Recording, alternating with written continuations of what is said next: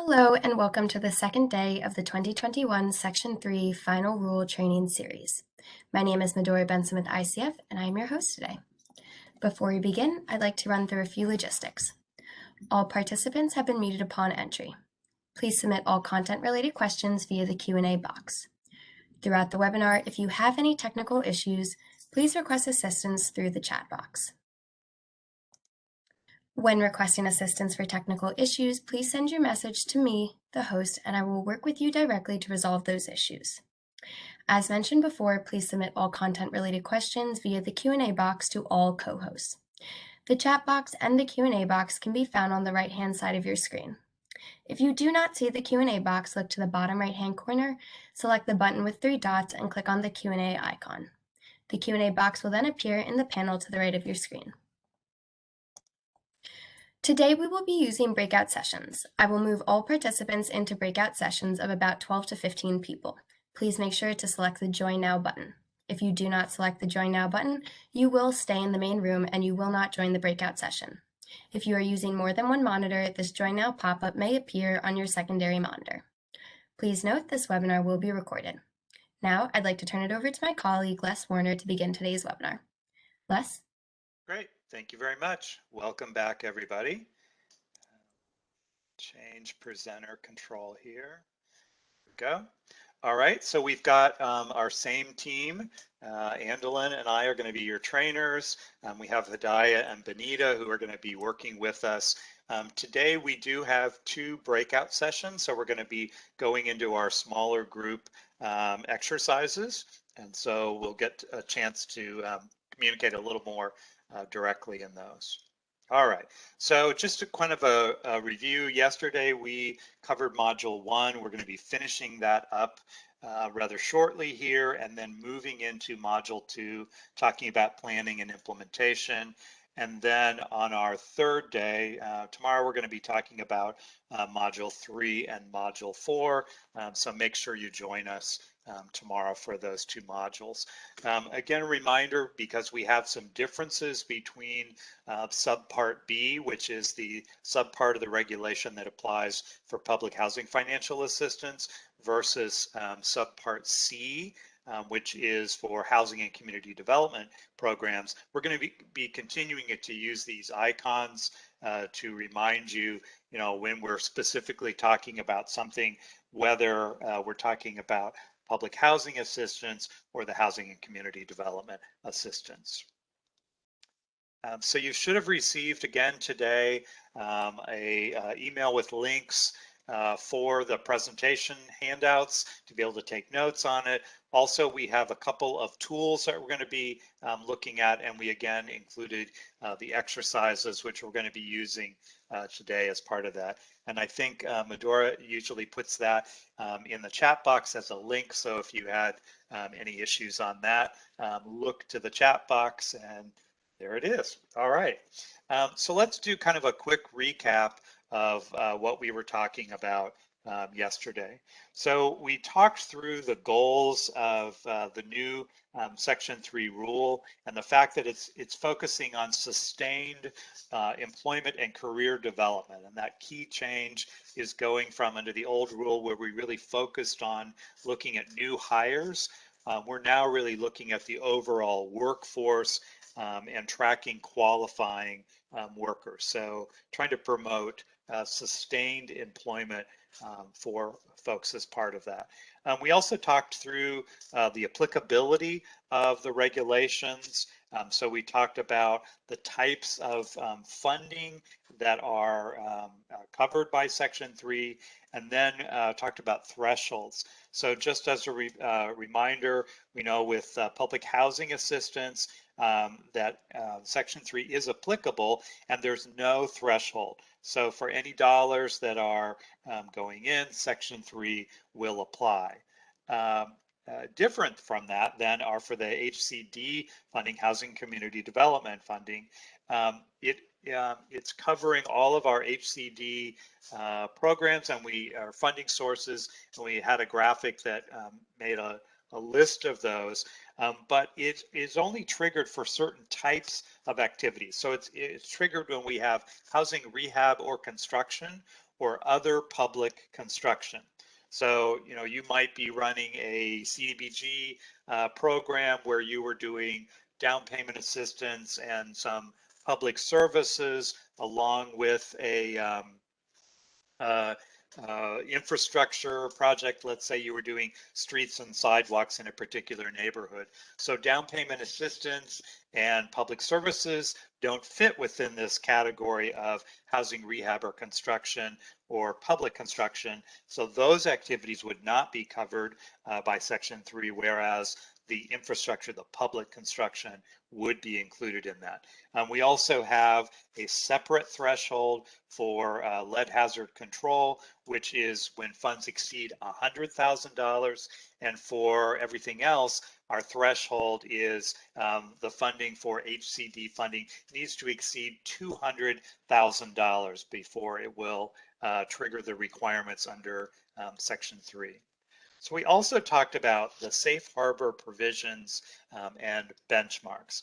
So we talked about safe harbor being where you were presumed to be in compliance absent of any other evidence to the contrary. And to meet safe harbor, you would have to have met or exceeded the Section 3 benchmarks. We talked about 25% for Section 3 workers and 5% for targeted Section 3 workers. And you also need to be able to certify that you followed the prioritization of effort. And we're going to go into shortly what those prioritization of effort, what we're talking about when we include that. We also talked about the fact that if you fail to meet those quantitative benchmarks, the 25 and 5%, that you still have the ability to be in safe harbor if you're able to provide evidence that you made qualitative efforts to try to assist low and very low income persons. And so we're going to be talking through examples. We'll spend quite a bit of time on that on the third day on examples of that. And we kind of were mentioning that, as a standard protocol, you're going to want to have a process to make sure that everyone understands the quantitative benchmark requirements and you are building your system to try to hit that. But you would also then have qualitative efforts as a standard part of your program to ensure that you were going to be in safe harbor in cases where you might fail to meet those benchmarks. So when we looked at the benchmarks for this, we talked about the fact that under subpart B for public housing assistance, that that is going to be reported and measured on a fiscal year basis. And for the housing community development funds, this is going to be based on the overall project. So looking at total hours, total Section 3 and targeted Section 3 hours for that project, as opposed to breaking that out on a fiscal year basis. So what we're tracking on those metrics is the total labor hours we see in the graphic on the left. And then a subset of that are workers' hours that qualified as Section 3 workers. We would be counting those and dividing that into our total labor hours with a benchmark of 25%. And then a subset of those Section 3 workers would be those that also qualify as targeted Section 3 workers. And again, excuse me, we're going to be dividing those into our total labor hours for that project, and our benchmark that we're trying to meet or exceed is 5% for targeted Section 3 workers. All right, so we're going to go right into our first exercise. Andelin, anything you want to tell folks as we head into this? No, let's go and have some fun. All right, so the pop-up will come on your screen asking you to click to join your breakout session, and we ask that you go ahead and do that.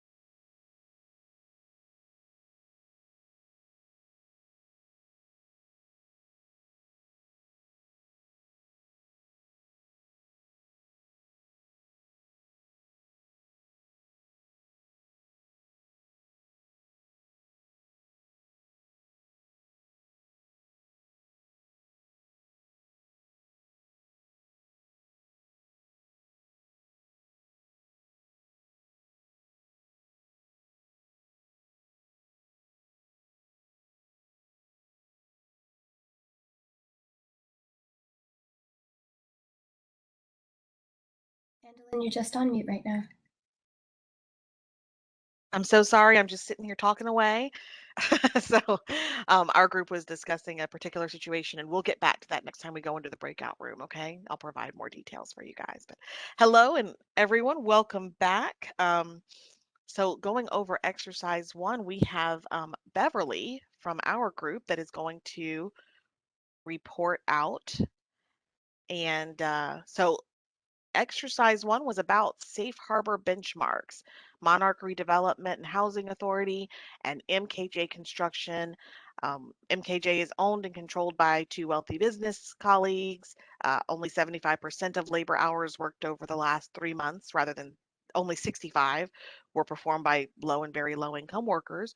So they don't qualify as a Section 3 business concern because it's owned and controlled not by low or very low income folks, and because they didn't meet that 75% of labor hours being worked by lower, very low income workers. So they're not a Section 3 business concern. So now we're going to figure out these safe harbor benchmarks. 15,000 total hours were worked.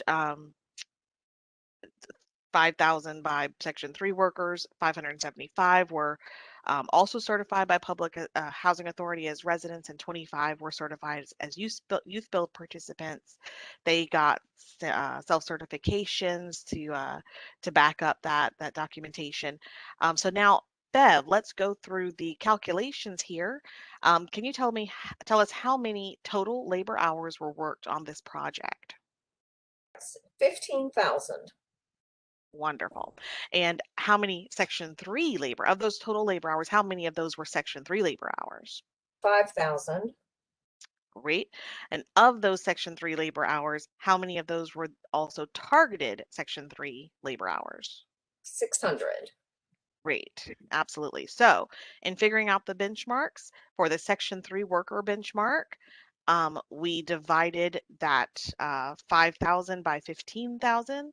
And what percentage of did we meet for our Section 3 worker benchmark? 33%.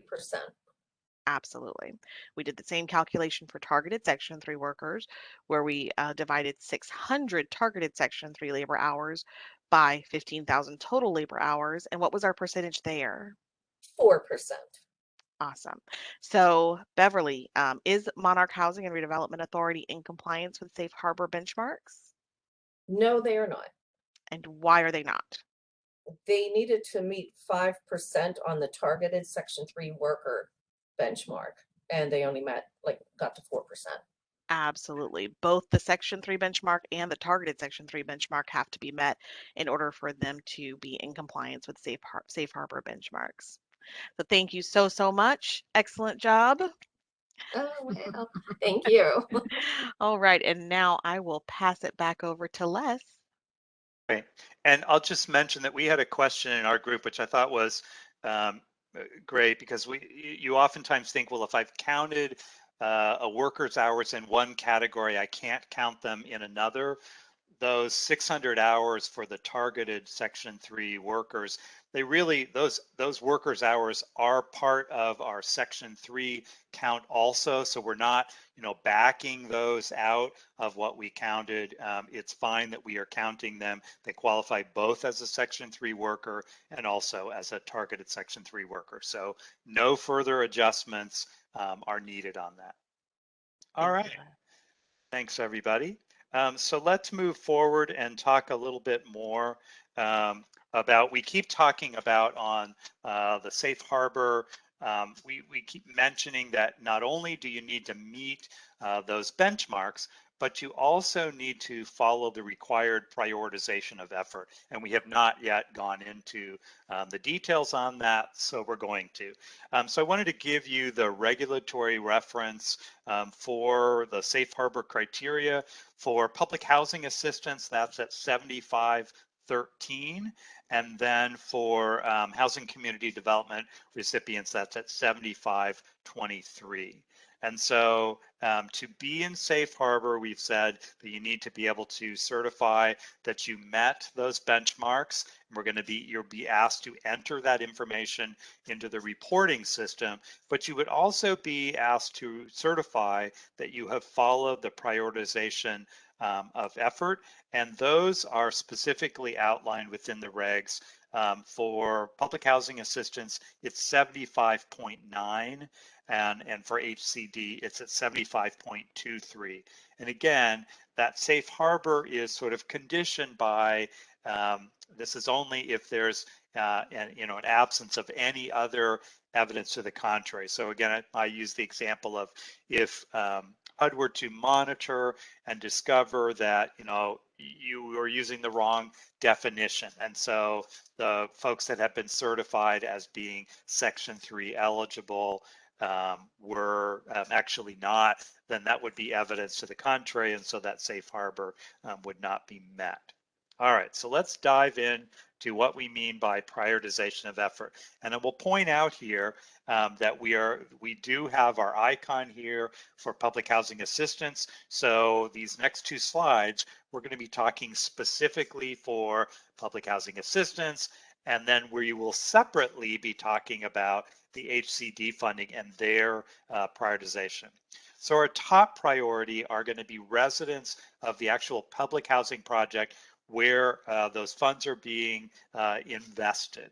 And so, easy to think about how we might be specifically targeting those residents with flyers, with, on-site job fairs. And so this is specifically for employment and training, and these would be best efforts as part of that.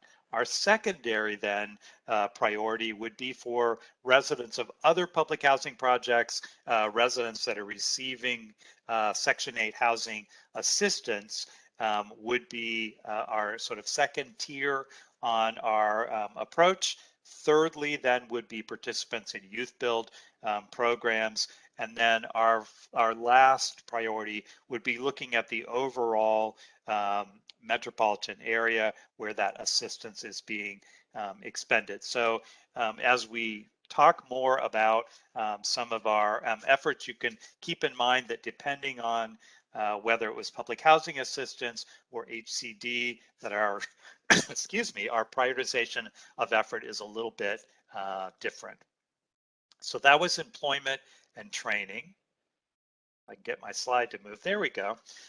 For contracting, we have a separate set of priorities of effort. So our first priority is to try to include Section 3 business concerns, and those would be Section 3 business concerns that are providing opportunities for residents of that project where the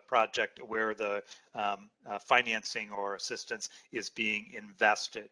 We would also look to then secondarily to Section 3 business concerns that we're providing economic opportunities again for other public housing projects or Section 8 assisted housing.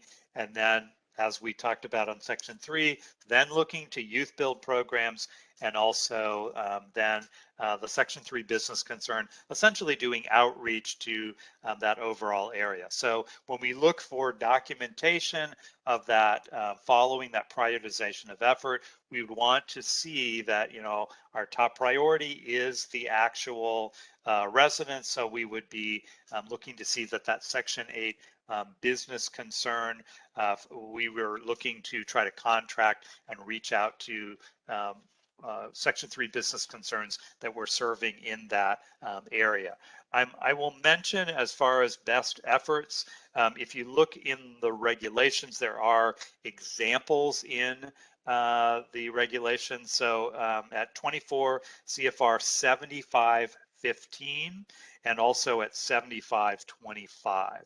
And so this lists those sorts of efforts, things like, targeting advertising for employment and training opportunities directly to the public housing residents, maybe working with residents councils.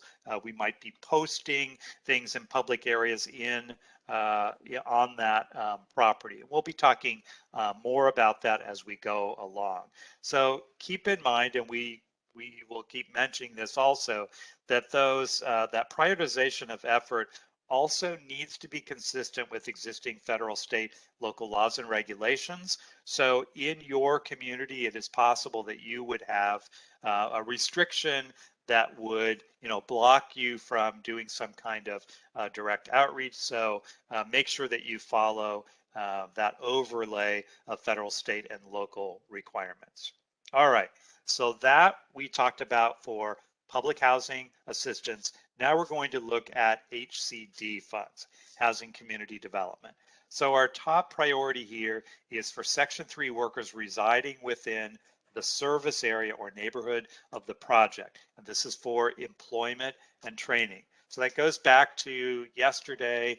Andelin was showing you the graphic based on population, that in some cases that service area might be larger when you're in a non-urban area, and we need to make the service area large enough to have at least 5,000 in population. So our prioritization of effort would match what that service area was for the project, and then secondarily participants in a youth build program. And so, some of you may have local or regional youth build programs that could be part of that prioritization of effort. In other cases, you won't have that in your area. For contracting, and again, this is to the greatest extent feasible, our first priority is going to be for Section 3 business concerns that are providing opportunities to residents in that service area. And then again, secondarily, our priority is for youth build. So, kind of the key difference here is public housing is going to be looking at specifically at the project site, or residents of that project site, or residents of other projects, versus when we're talking about HCD, we're simply looking at that service area that has been designated for that particular project.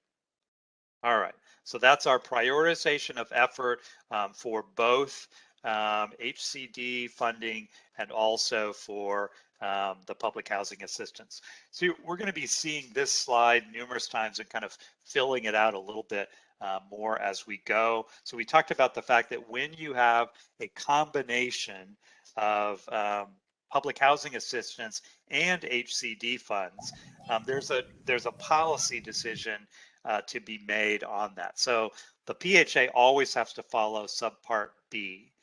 But where we have this combination of HCD funds and the PHA funds, the HCD funds can choose to align with PHA and go ahead and follow subpart B, or they could choose to follow subpart C. And the reason that this is important, when we talk about our definition of a targeted Section 3 worker, it is different between subpart B and subpart C, and also the prioritization of effort that we just went through is different between subpart B and subpart C. So we've kind of mentioned that the best practice might be to simply say we're going to go ahead and follow subpart B so that it is all consistent.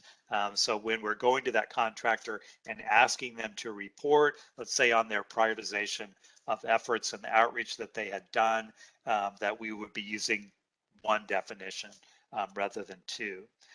For projects that have multiple sources of funding, but they're all HCD funding, then we're always going to be following subpart C. But we also know that we will then be applying the threshold test on that. So public housing doesn't have a threshold test, but for HCD, Section 3 is only going to be triggered for projects that exceed the $200,000 threshold. If there are lead hazard funds in that project, then there's a separate threshold, and that would be in excess of $100,000. So those would have to be applied and reviewed in cases where you have multiple funding sources together for projects. All right, so at this point, we're going to open up our polls and do a knowledge check. Andolin, I see you're on camera. Do you want to say anything before we go into that? Nope. All right, so let's pull up our first question. So our first question is, do the benchmark requirements only apply towards new hires? Yes or no?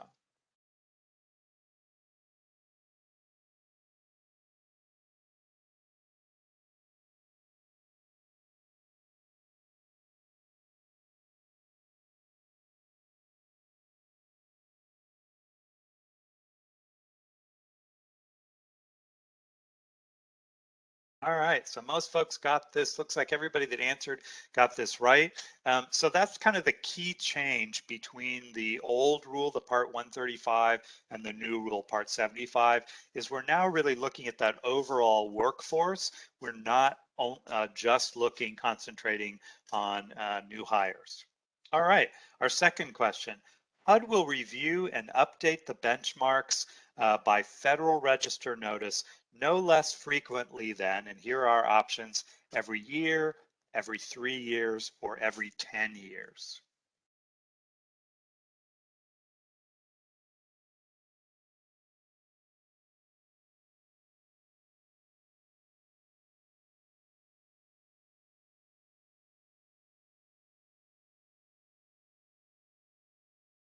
Great, everybody got that right. So it is every 3 years, and we talked about the fact that right now we have a single nationwide benchmark for Section 3, but there is the option for them to, in future updates, to establish multiple benchmarks that could be based on geographic differences or based on type of project, and so that would be done based on the information that they're gathering on compliance for projects going forward. All right, our next question. Section 3 is subordinate to all other existing federal, state, and local laws and regulations. True or false?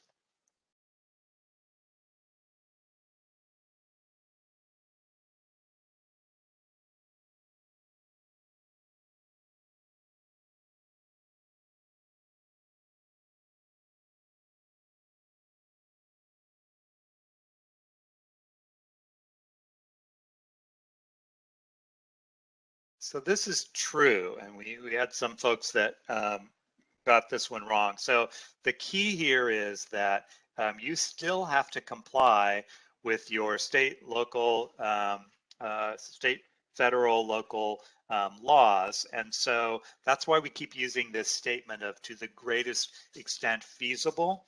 So you might have a local or a state regulation that would block you. Maybe you can't ask someone about income levels, and so it would block you to some extent from some of the outreach that you might do as part of that.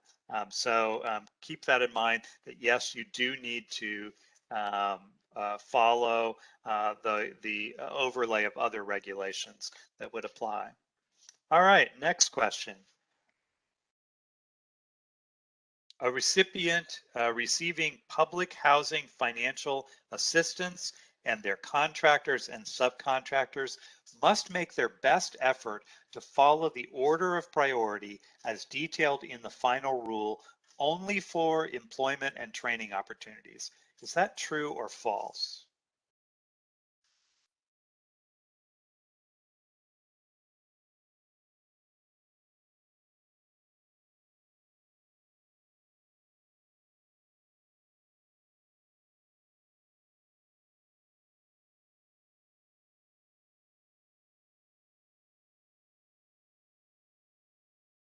So that's false. And the reason it's false is when we looked at the prioritization of effort on both public housing assistance and HCD, we had 2 slides. One was for jobs and training opportunities, and one was for contracting.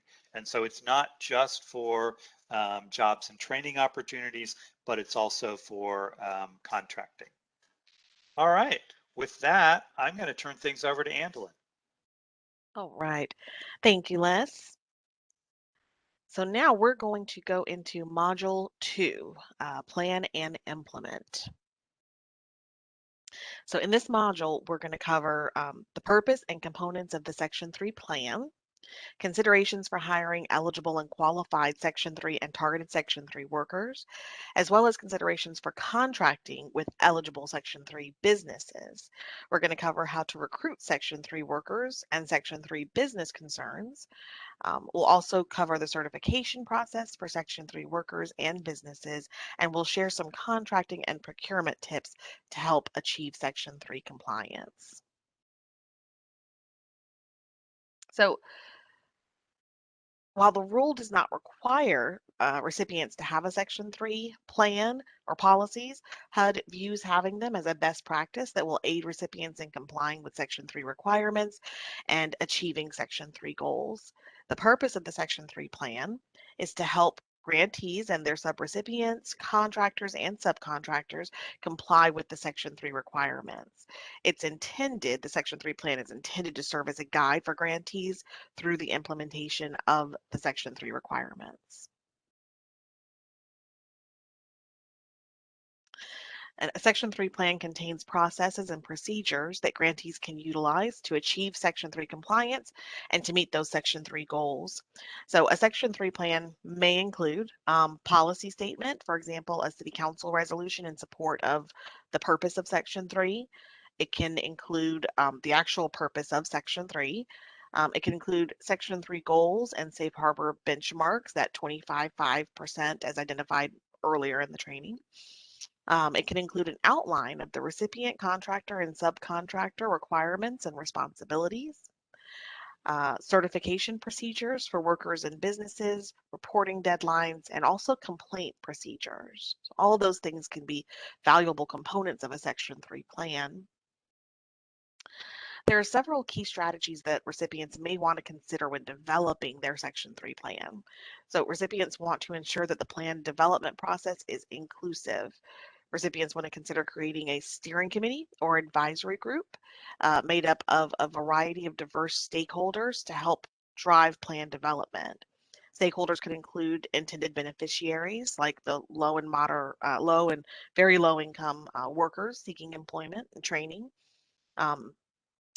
businesses seeking contracts, fellow staff members who play vital roles in achieving the Section 3 compliance. Beneficiaries could include community advocates, business organizations, and workforce development training providers like educational institutions and other training providers you may end up partnering with.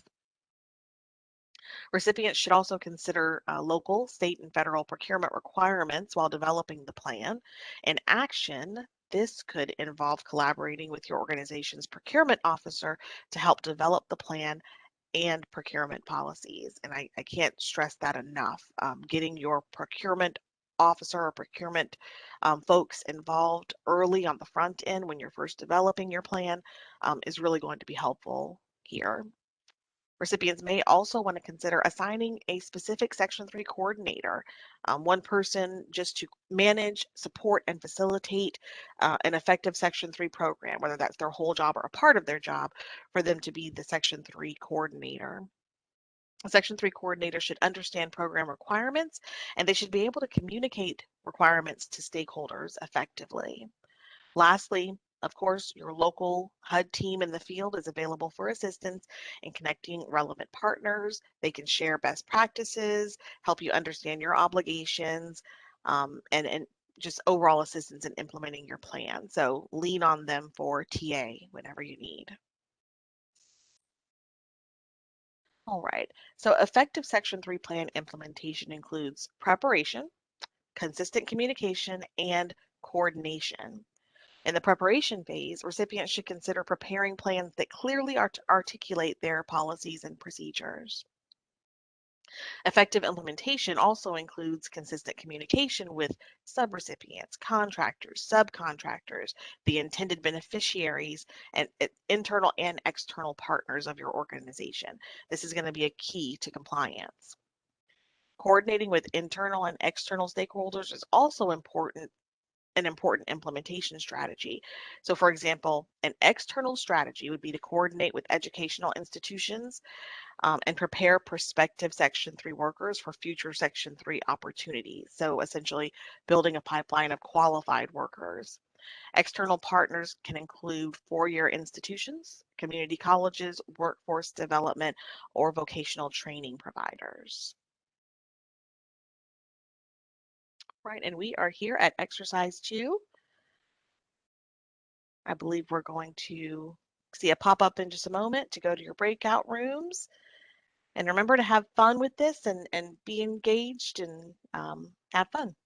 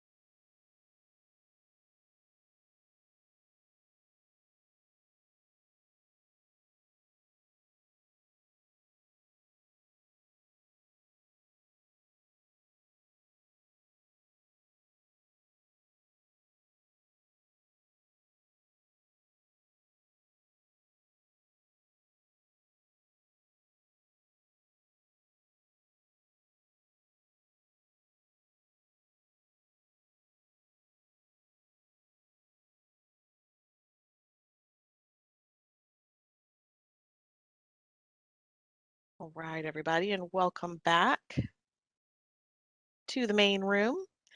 Let's go through these questions. Les, who from your group will be reporting out? Oh, I think you're on mute, Les. We go. Yes, Stephanie from our group was the brave one who volunteered. And so we were asked a series of questions here. So the first question we were asked was, thinking about what elements needed to be included in the Section 3 plan. Stephanie, what did the group come up with on that?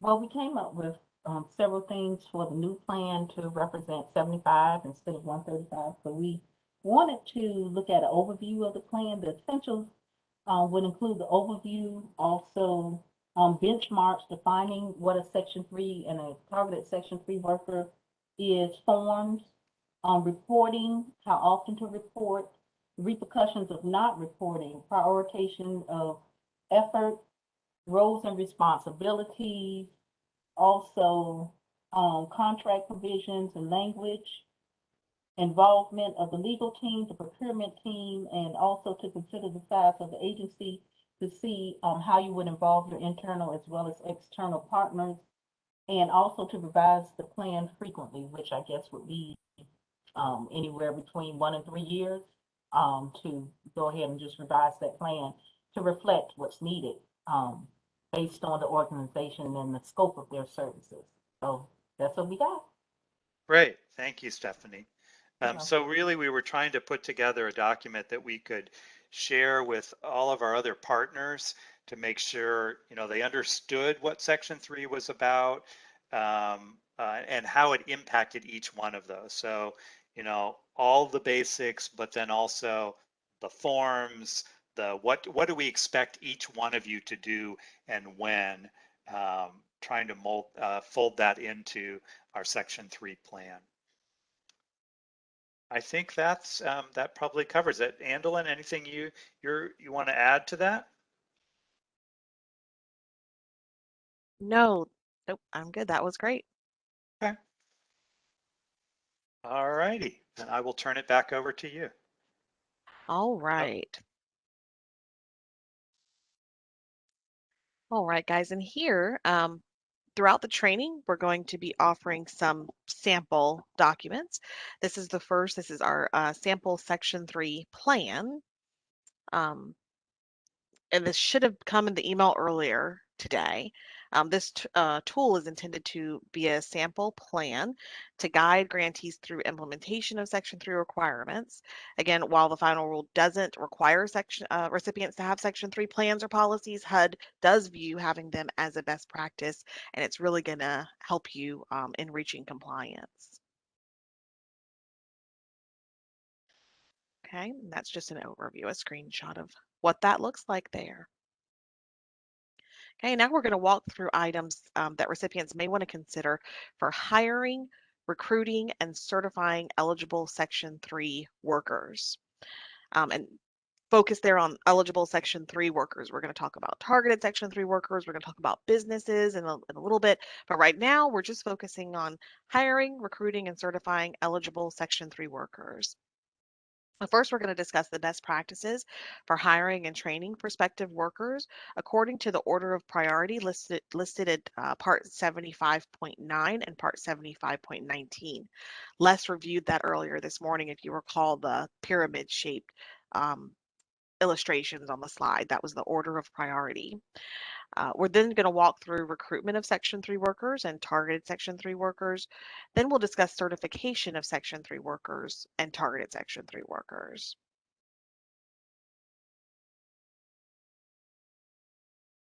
All right, so developing an effective recruitment process is another implementation strategy that recipients should consider.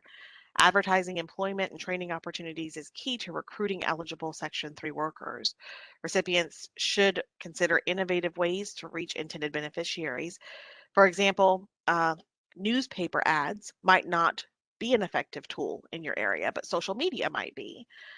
A few examples of advertising include advertising employment opportunities on the HUD Section 3 opportunity portal, Building relationships with resident organizations could also be really helpful. Residents could ask them to share information through their peer networks. Leveraging your organization or agency's website could be a really, really good example, like creating a section 3 page on your website. Advertising opportunities on social media, Facebook, Instagram, and Twitter, also really good ways of advertising there. Networking and building partnerships with key community stakeholders is also a really important strategy. Um, for example, you can hold an annual Section 3 training event or job fair. This is part of the qualitative efforts that you can make. You can offer opportunities to network with intended beneficiaries and potential Section 3 businesses at that job fair. It also may be a good idea to contact organizations and agencies that are tapped into the economic development networks in your community.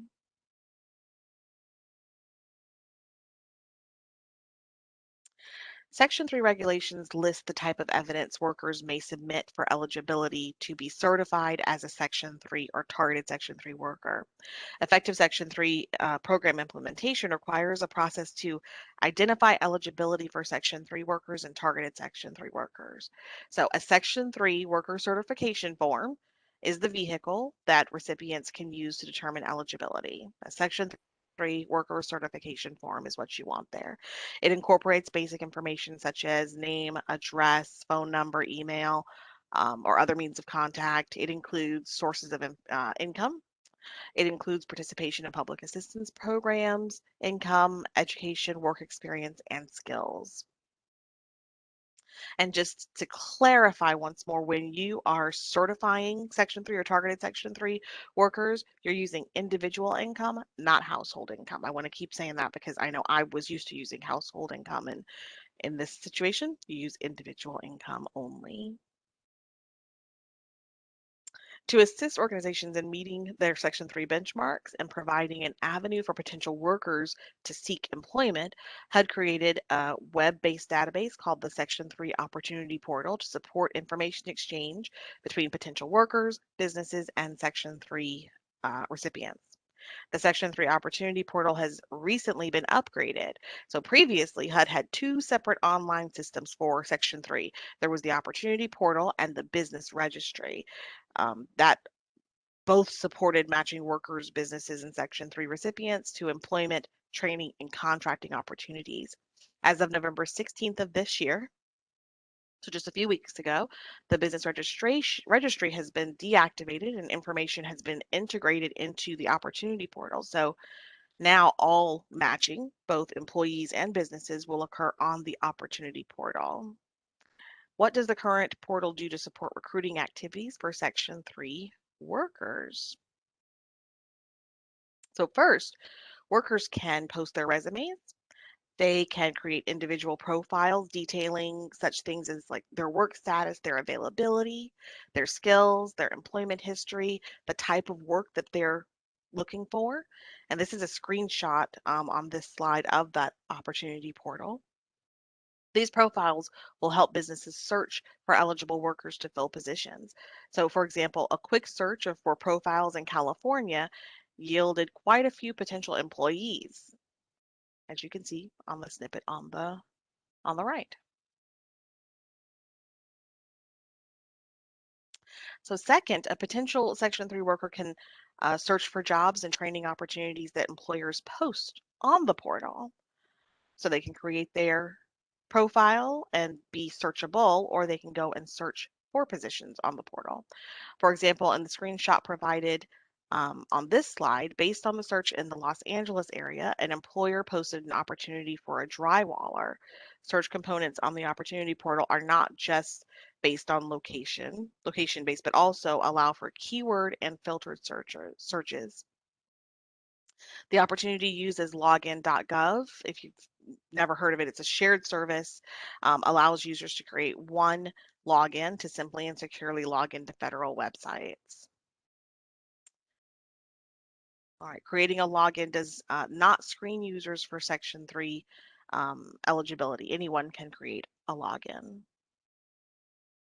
All right, so now Earlier, we talked about recruiting Section 3 workers. Now let's talk about certifying those Section 3 workers that you've recruited.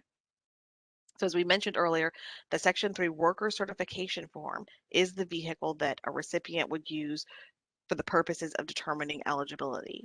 Recipients are required to maintain documentation and ensure that a subrecipient, contractor, or subcontractor that employs the worker maintains documentation to ensure the worker meets the definitions at the time of hire or in the first reporting period. Worker certification falls into two categories: Section 3 worker and Section 3 targeted worker. So one of the following types of documentation must be maintained to qualify as a Section 3 worker. And we're going to discuss the certification of a targeted Section 3 worker on the next slide. But as far as certification of a Section 3 worker, there can be self-certification. A worker can self-certify, stating that their income is below the income limit, and you use the corresponding limits from the same calendar year as the income was earned in order to do that. A worker can self-certify participation in a means-tested program such as public housing or Section 8 assisted housing. Other certifications include a certification from the Public Housing Authority, the owner or property manager of project-based Section 8 housing, or the administrator of tenant-based Section 8 housing that the worker is a participant in one of those programs. An employer can certify that the worker's income from the employer is below the income limit when based on an employer's calculation of what the worker's wage rate would translate to if it was annualized on a full-time basis. Or the employer can certify that the worker is employed by a Section 3 business concern. So any one of those certifications must be maintained on the Section 3 worker there. All right, and if you recall from yesterday, our little icons that separate the things that are different. There are not so many, but there are some things that are different between public housing and housing and community development assistance. And here's where we're going to run into one of them. So certification of a targeted Section 3 worker is different based on whether the funds are public housing or housing and community development. So under Subpart B for public housing assistance, acceptable certifications include a worker's self-certification of participation in public housing or Section 8 assisted housing programs, a certification from the Public Housing Authority or owner or property manager of project-based Section 8 assisted housing, or the administrator of tenant-based Section 8 housing that the worker is a participant in one of their programs. An employer can certify that the worker is employed by a Section 3 business concern, or a worker can certify that they are a youth build participant. Under Subpart C for the Housing and Community Development Assistance, acceptable certifications include an employer's confirmation that the worker's residence is within the service area. If you recall from yesterday, we talked about the service area being that 1 mile radius of the project site that encompasses at least 5,000 people. And if 5,000 people are not encompassed in the 1 mile, then enlarging that radius until you get to 5,000 people. An employer can certify that the worker is employed by a Section 3 business concern, or a worker can self-certify that they are a youth build participant. So if you'll notice on both of these, to certify a targeted Section 3 worker, an employer can certify that that the worker is employed by a Section 3 business concern, or a worker can self-certify that they are a youth build participant. The difference comes in either they live in public housing or Section 8 housing or tenant-based housing for public housing, or that they live in the service area of the project for housing and community development projects. So I hope that that distinction is clear there. All right, and now we're going to get to another tool that we've provided. This is a sample self-certification form. Again, the vehicle that you use to certify Section 3 workers and targeted Section 3 workers. And again, this should have been, hopefully you got this in the email earlier today. This tool is intended to be a sample form and to help grantees certify and track Section 3 workers and targeted Section 3 workers seeking certification or preference in employment. All right, now I think it's time for questions and answers. Les, do we Yeah, have and any? I just wanted to quickly note that it's our understanding that the links for these tools will only probably be active for a few days after the training. So again, we really recommend that you capture some of these tools for later consideration while they're available. So we don't have a lot of questions in the hopper at the moment, but let me mention a couple of these that are in.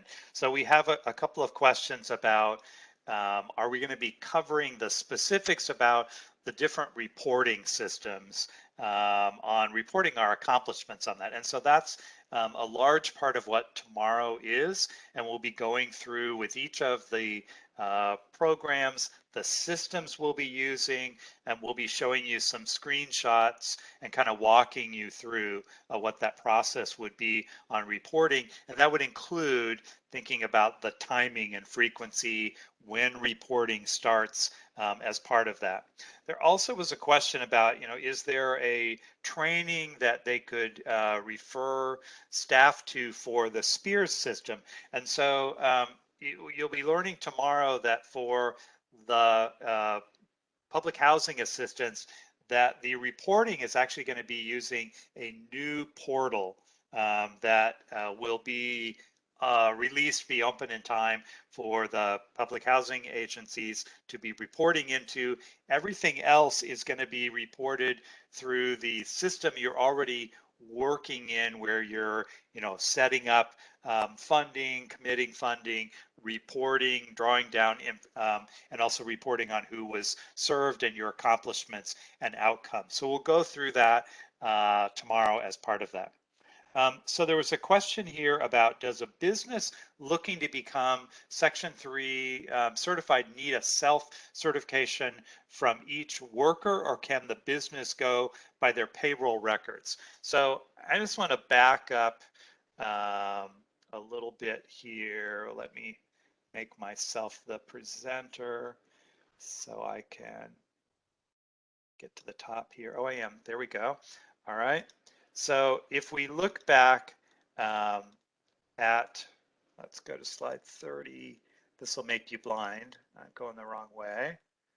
If we look back at slide 37, when we talk about certifying Section 3 workers, we have a couple of ways to be able to do this. So if we have a Section 3 business concern, see if my little, no, I don't think I have the marker. So the last option here, an employer certification that the worker is employed by a Section 3 business concern. So this is kind of the magic bullet here, that when we certify the business itself, and we talked about, and we will actually have a sample form on certifying Section 3 business concerns. It's going to be based on that criteria we talked about on ownership, either based on 51% ownership and control by a public housing resident or a low-income person. But the other option on that was that 75% of the work completed in the last 3 months was had been completed by workers that qualified as Section 3. And so in that case, once the business itself has been certified, then all we need to do to certify a Section 3 worker is to be able to certify that this worker works for that certified firm. So you don't actually have to then look at that each individual worker's wage rates. We're able to make that presumption essentially because at least 75% of the labor hours completed in the last 3 months was part of the criteria for that business to be certified. That really streamlines the ability. So we're essentially going to presume that their workforce is going to qualify. And so that's part of the reason that the more we can do to try to recruit and identify potential Section 3 business concerns, not only does it further the goal of the program, but it also would streamline your efforts in trying to gain compliance for this.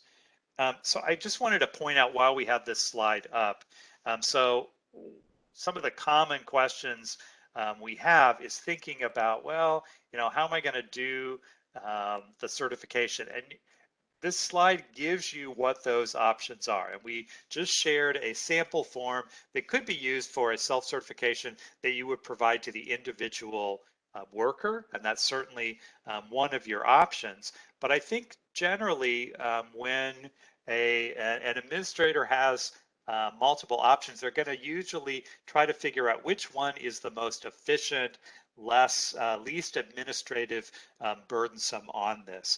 So my thought at least would be that since an employer is able to certify that worker's income based on their wage rate, as long as it's been converted or annualized to a full-time basis, that's probably going to be much simpler than going to each individual worker. But I think that's one of the conversations and maybe strategies that needs to be discussed on what's our methodology. And I'll just throw this out that we've had some good discussions with some of our training groups thinking about how do I best explain this to contractors, subcontractors in a way that doesn't make them want to say, I don't want any part of this, and I've got lots of other opportunities for work, and so we want to make sure that we maintain that competitive environment. And so making sure that we are able to roll out the new Section 3 requirements and make them as understandable and as simple to implement as possible for all parties will help to keep all those potential competitors in the market with us competing for our projects. And so I think that's one of the goals on our Section 3 plan, and thinking about our recruiting efforts is making sure that we have a good message and a good clear message to help folks understand how does this apply to me? What will I need to do? Is that going to be difficult, or is this something that's really pretty workable? All right, so we have a question from a housing authority asking how they're supposed to implement the new benchmarks when the HUD standards, terms and conditions that vendors are required to sign in the contract process still refer to the old regulations. And that's a HUD form that they're required to use. Well, I can't answer on behalf of HUD on this. Clearly, there are some things that need to be updated on this. And so I would recommend you work with your HUD representative on how to deal with this in this transition. I know that in a lot of categories, there are a lot of things that are in the works on being updated and released. And one of the things we'll be talking about at the end of the training tomorrow is keeping an eye on the HUD Exchange, on the HUD.gov Section 3 page for updates on this. But as you identify things that may be a problem on this, I would recommend you go back to HUD and ask that question. So I think our last question in the hopper at the moment is, can contractors certify existing employees as Section 3 workers? Absolutely. So we have two options for that existing workforce. First would be looking at their current wage and determining whether they qualified based on the wage. But again, we've got this list of options under on the slide I'm showing of, we could be based on the fact that they've already been means tested by another entity. The employer will have wage information for that individual, so they may be able to do that. But again, it also might be that if you're a Section 3 business concern, that you wouldn't even have to go to that process. So we have our options on the income is based either on their current wage rate, or if they were hired, and in this case, we can only look back to November 30th of 2020. But if their wage at the time that they were hired would have qualified them, then we can certify them based on that sort of look back. When we get to, I think, 2026, if I can do math in my head, that we will actually have that full advantage of looking back 5 years. But at this case, we can only look back to that November 30th, 2020 date.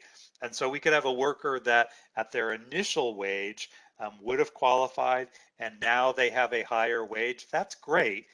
We'll still be able to qualify them as a Section 3 worker and be able to then count them for up to 5 years from the point that they were certified.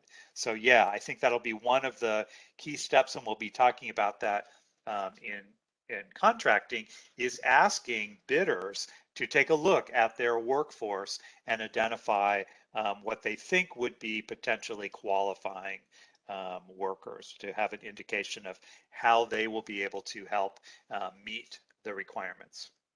All right, so we're going to move forward. I just need to readjust the slides here. See if that gets us to where we want to go. Yes. All right. So I want to talk a little bit about some of the Want me to actions, and take this part? actually, yeah, please do. All right. Can you make me the presenter? I probably could, yes. Awesome. There we go. All right. Thank you, Les. All right. So now we're going to go into contracting. We just got done discussing recruiting, hiring, and certifying Section 3 workers and targeted Section 3 workers. So now let's switch gears and walk through items that recipients may want to consider for recruiting, certifying, and contracting with eligible Section 3 businesses. Okay, so the question that was asked about businesses looking to become certified, I mean, was right on time, because that's exactly what we're talking about in this section. Well, first, we're going to dive into best practices for recruiting Section 3 business concerns. Then we're going to discuss certification of Section 3 business concerns. And then we'll end the module with discussions on items to consider when contracting with contractors to achieve compliance. Note that for contracting, the requirement in the final rule is to make the best effort to award contracts and subcontracts to Section 3 business concerns. Safe harbor benchmarks according to the percentage of contracts are no longer exist. Remember to consider the order of priority. Remember the pyramid shaped slide that we went through earlier. That's in part 75.9 and 75.19 that Les discussed earlier. If you'll recall from earlier, as a recipient, you'll need to certify that you and your contractors and subcontractors did follow the order of priority where feasible when providing training and employment opportunities. So many of the items that were discussed earlier related to the recruitment of Section 3 workers apply here as well. So I won't go through all the same items that were listed. Recruitment practices of Section 3 business concerns may include advertising contracting opportunities to Section 3 business concerns by promoting the Section 3 contracting opportunities on the Public Housing Authority or your local government website. Are directly advertising to businesses that employ Section 3 workers. Networking and building partnerships. We mentioned it before, but again, it's a really key part of advertising.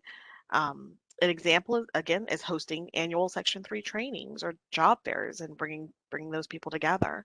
Using the tools that exist to your advantage, such as HUD's Section 3 Opportunity Portal, also very good thing to do here. Another opportunity for recruitment is through capacity building efforts. So you can, again, I keep saying it, hold hiring fairs. I just think that's a really good thing to do. You can partner with local business startup groups and business incubators. you can educate local unions on Section 3 and the creation of apprenticeship programs with those local unions.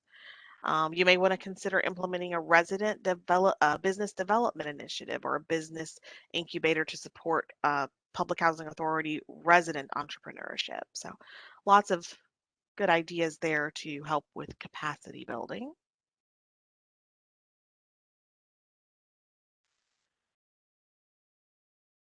All right. And earlier today, we introduced the HUD's Opportunity Portal and its functionality for workers. With the recent upgrade, the portal can be fully used by agencies that receive HUD funds, by developers, contractors, and by others to facilitate the award of certain HUD-funded contracts. As I stated earlier, prior to the upgrade, HUD maintained two separate systems. There was the Opportunity Portal and the Business Registry, but as of November 16th, the Business Registry information was all integrated into the Opportunity Portal, and now the Opportunity Portal is your one-stop shop for all of that. It allows users to access and edit their business registry profiles, create and edit new opportunities, and you can search job applicants um, all in one portal. So as far as that integration that we just talked about, the way that it may affect users if you were already on the business registry. So businesses who had registered on the business registry um, since July 30th, 2021, or have re-registered since July 31st, 2021, though that was all integrated into the Opportunity Portal. So if you have registered your business on or after July 31st, 2021, then your information should be on the Opportunity Portal, and I do recommend that you go and search and make sure that it's there and it's correct. To confirm that that happened successfully, access the Opportunity Portal, create a login.gov account if you don't already have one, and use the email that you use to register your business initially to confirm that your information is there and it's accurate. For businesses who had registered before July 31st, 2021 and didn't re-register, their businesses will not be found on the Opportunity Portal, and you'll need to go ahead and go into the Opportunity Portal, click add a business, and go ahead and register your business on the Opportunity Portal from there.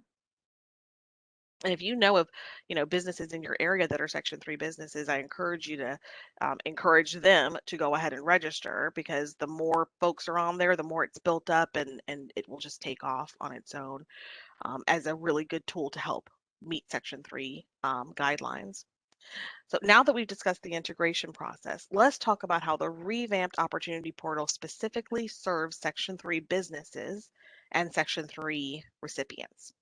First, I want to point out that when a user clicks on the eyes, on those little eyes there on the home screen, it provides applicable definitions. So it's an information, and that will pop up an information button. For a Section 3 business, users can see the definitions there, determine if they qualify, and if so, go ahead and create an account, select employer, and register your business with that account. Grant recipients can create employer accounts to post jobs or contracts opportunities, but you don't have to register your organization as a business. So you don't have to say you're a business if you're not, but you can still log on and register and be able to post your opportunities to the portals. Hopefully, Section 3 businesses are checking, and that's one way of connecting everybody.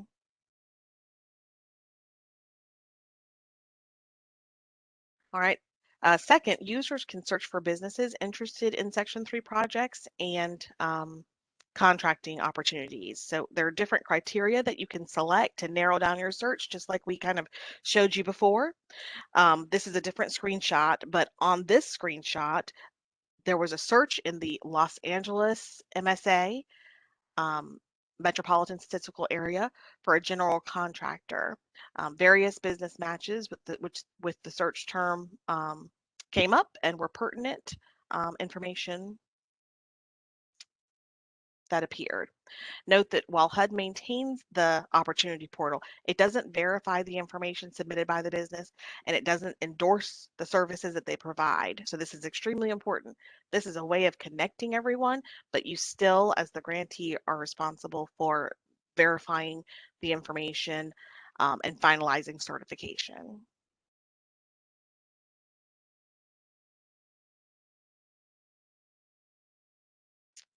Okay, and here's an example of just searching for contracts, just another screenshot to try to help you navigate that opportunity portal, which we hope is user-friendly and easy to navigate.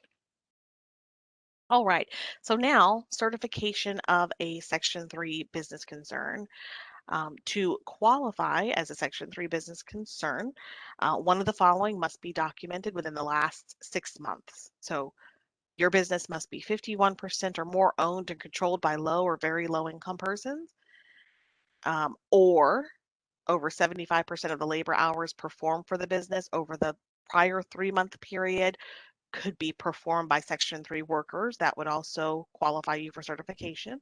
Or if 51% or more of your company is owned or controlled by current residents of public housing or Section 8 assisted housing, that is another way to qualify your business as a Section 3 business concern.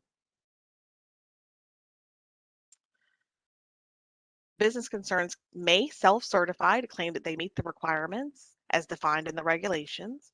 For businesses bidding on a Section 3 activity or project, recipients should require a self-certified Section 3 business concern to submit some type of certification during the bidding and contracting process. So before you let that contract, you should absolutely have the backup documentation to go along with that self-certification.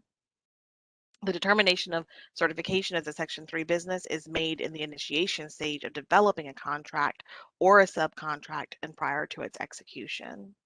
Information submitted by businesses must be verified for Section 3 compliance, again, before awarding any contracts or subcontracts. Once a business is certified as a Section 3 business concern, it will retain that status for as long as it continues to meet that definition that's found in 24 CFR Part 75.5. Recipients may want to consider maintaining a list of Section 3 business concerns. That's a great practice, just having your own list that you can continue to go through and fairly advertise opportunities. So this is another tool. Again, it's intended to be used as a sample form to help grantees certify and track Section 3 business concerns seeking preference in contracting. And this is a Section 3 business concern certification for contracting, a sample form. All right. And at this point, I'm going to go ahead and turn it over to Les. All right. Thank you, Andolyn.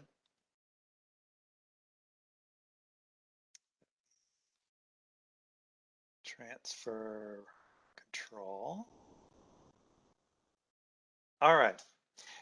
So now we're going to talk a little bit about, how to essentially communicate and manage this with contractors. And we have some kind of key points in the process where you may want to think about incorporating some standard procedures to be more effective with Section 3. And particularly, this is a point where we have change. So we have this added burden of making sure that all of our partners have been brought up to speed with what the new requirements are. So some of you may require a pre-bid conference. We a lot of times see pre-bid conferences being mandatory when we have a more complicated project. Maybe we have, a historic site that has a mitigation plan, or for some reason or another, we need to make sure that all parties are in this, all potential bidders fully understand the details before completing a bid. And so that may be a way to communicate in that pre-bid meeting about what the Section 3 requirements would be, the fact that we're going to be seeking as part of those bids information about Section 3 compliance, and doing kind of a quick mini training for bidders on what the new Section 3 requirements are and how that impacts the work that they will be doing. Another thing you could do would be to incorporate into your bid and offering proposal process would be require bidders to include in their proposal an estimate of the total labor hours they expect for that project, and then to identify the Section 3 workers and targeted workers that they expect to generate from that contract. And so that could be looking at their existing workforce, as we talked about, and determining how much of their existing workforce will qualify as a Section 3 or targeted Section 3 worker. Also thinking about the subs that they're going to use, the subcontractors on that, and they may be able to, as part of that, specifically recruit subs that are going to help them meet those benchmark requirements. With that, we also might ask for an estimate of the new hires and the subcontracting that would be part of that project. At the contract award stage in that project, and really prior to the execution of that contract, we could be asking contractors to provide a list of the workers and the contractors that are expected to work on that project. If new hires are expected as part of that, you could be working with them to help them identify potentially qualifying Section 3 workers. We talked about the opportunity portal and the fact that we can use that, excuse me, as one of our resources to make those connections. You might also have some local resources where you've got a workforce development program or a technical school that would help identify and create those linkages when there are job opportunities. We talked about our prioritization of effort, trying to help identify and link potential workers to those job and training opportunities.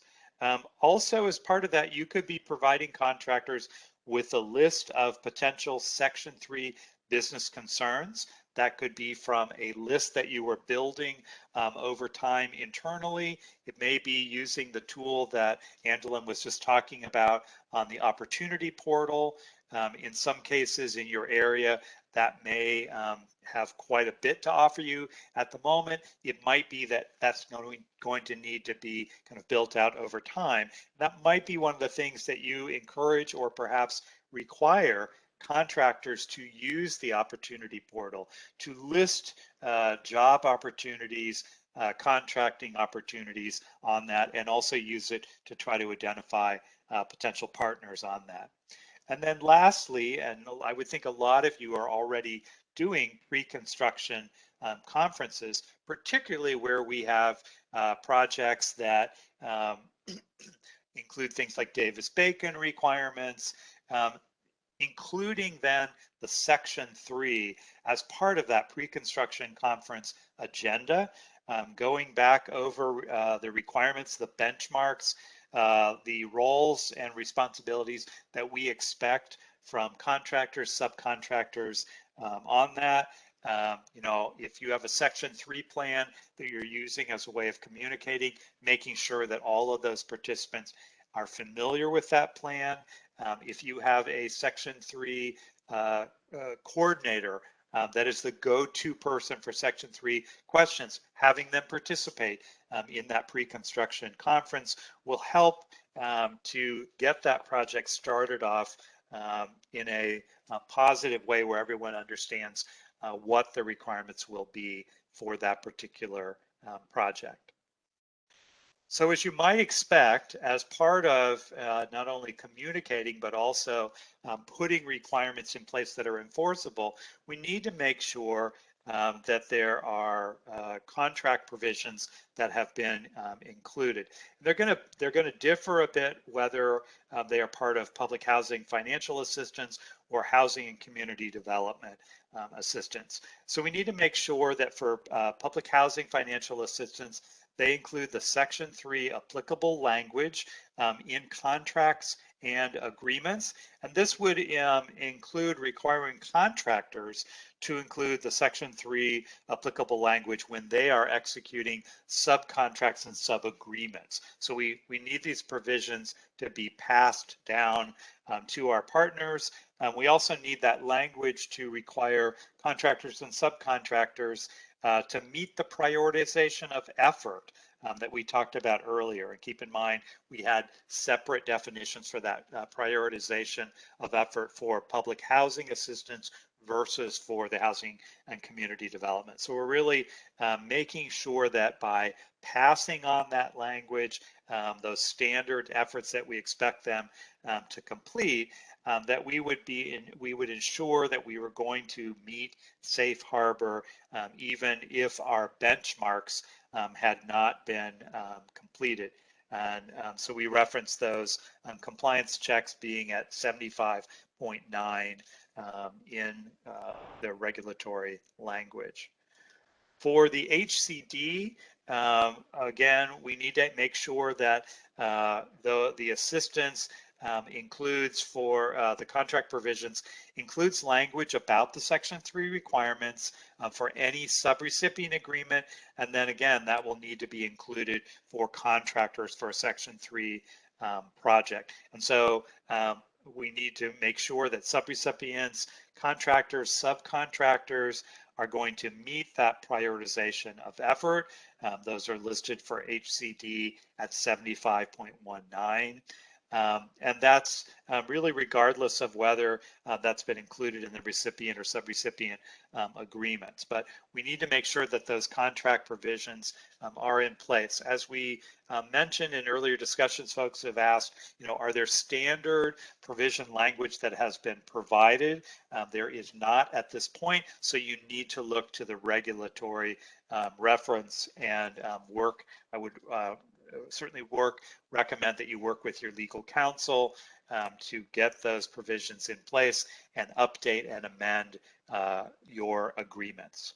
So let's talk a little bit about some of the best practices for trying to identify eligible businesses and as part of the contracting process. So you as the recipient of the HUD funding are held responsible for meeting the Section 3 requirements. So it's really important that you're working effectively with subrecipients, contractors, subcontractors, that they all understand those requirements, and that we are, trying to incorporate partners in the project that will assist us in meeting those goals. So we've talked about the fact that a Section 3 plan is not required, but having at least policies and procedures laid out on how you're going to implement this, providing copies to those partners, contractors, identifying what their what not only the goals are, but their roles and responsibilities. Prior to executing contracts, we need to make sure that the contractors are not on the debarred list. Keep that confirmation in place. We would also want to be collecting the documentation for Section 3 business concerns that they had qualified. You might want to implement things like a utilization schedule, so you know what trades are going to be on site, and then be tracking reporting on progress on working towards those Section 3 benchmarks. For coordinating and coordination, we talked about working closely with procurement staff, making sure that forms have been updated, that your bidding and proposal process is going to incorporate the current Section 3 requirements. We talked about working with legal staff, trying to increase our communication on Section 3 in pre-bid meetings, pre-construction conferences. Andolin mentioned about holding workshops for contractors as part of that. And then we also talked a bit about the opportunity portal, all resources for you. All right, so before we go into question and answer, I just want to mention that again, tomorrow we're going to have breakout sessions. So we really encourage you to take a chance and take a little bit of time, maybe 20 minutes or so, and read through the exercises for tomorrow, and that'll help make tomorrow's sessions a little more effective. So we've got a number of questions that have come in on the in our Q&A. Andolin, any that you want to take first? And Andolin, I think you might be on mute. Thank you. There was one question, are there any examples for penalties for non-compliance with regard to the vendors? Um, Not that I have seen. I haven't seen any examples of penalties, but I will say this, and I'm only going to say this way because I've been asked a lot in other classes, well, if the contractor doesn't do it, or then what happens? And I just want to make it clear that unfortunately, the onus is always on the grantee, is always on the participating jurisdiction, or the PHA to get it done to comply with Section 3. So, if there was a HUD monitoring and the benchmarks weren't met and the qualitative efforts weren't there, then HUD would come back on the grantee, and you could, of course, include penalties for noncompliance in your Section 3 plan. And you could, that's a way of having some teeth with your contractors. But it's always your responsibility to achieve compliance. Plus, anything on that? No, I think that was well handled. So we had a question here about if there are no businesses that are registered in our area. And that certainly is a possibility. I think depending on what area you're in, when you look at the opportunity portal, it may have a lot to offer you as a resource or very little. And that's why I was mentioning that you might, as part of your standard protocol, try to either encourage or require contractors, subcontractors to use the opportunity portal to register, to post job opportunities, but also you may be working on developing local resources. So I mentioned things like if you had a workforce development program or technical school or other entities that are already working with potential workers, that they could assist in not only identifying but also leading those folks to using the opportunity portal or helping them identify where there were opportunities for jobs, training, also for contracting. And so that might be built out over time.